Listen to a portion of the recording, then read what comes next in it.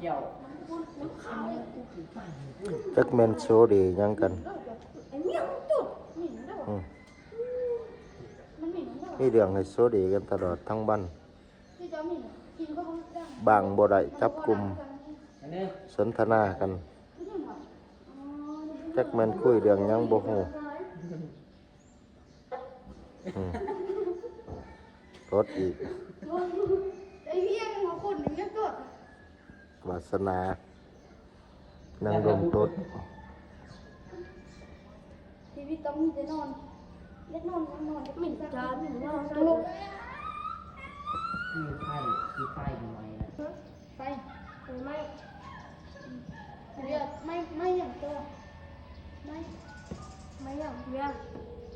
ไม่ทำไมอาทิตย์ละทำไมอาทิตย์ละอย่าง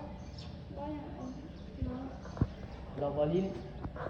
โรบอลินอาทิตย์ละโรบอลินมันนะโรไหมลิ้นอย่างโรบอลินดีลิ้นเมื่อกี้เลยพี่อย่างเบียร์กสอก็หีก็จะคือบอกว่าหีกสอหรือว่า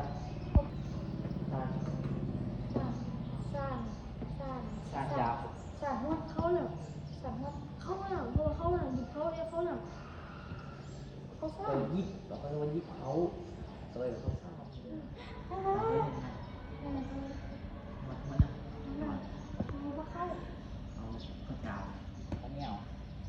อันนี้เอาทองคำ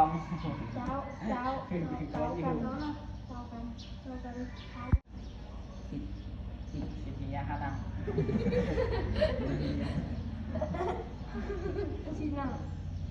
ยานั่งอย่าง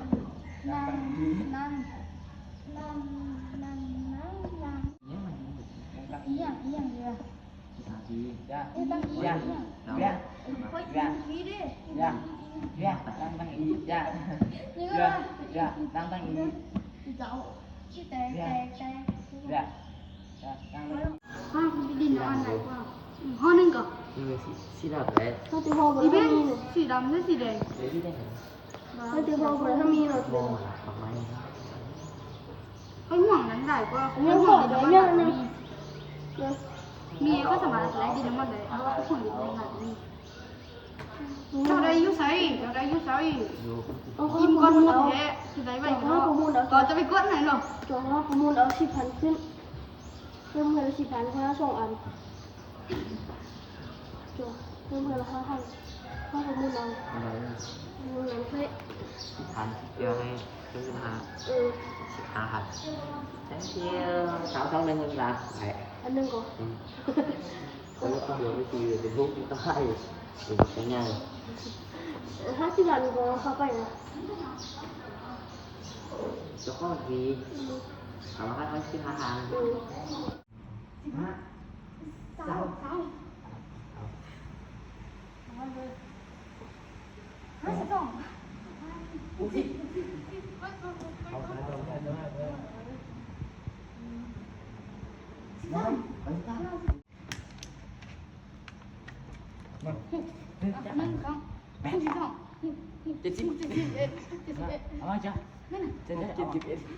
ลงไปเบิ่งว่าเขาสิว่าปัญญาอ่อนนี่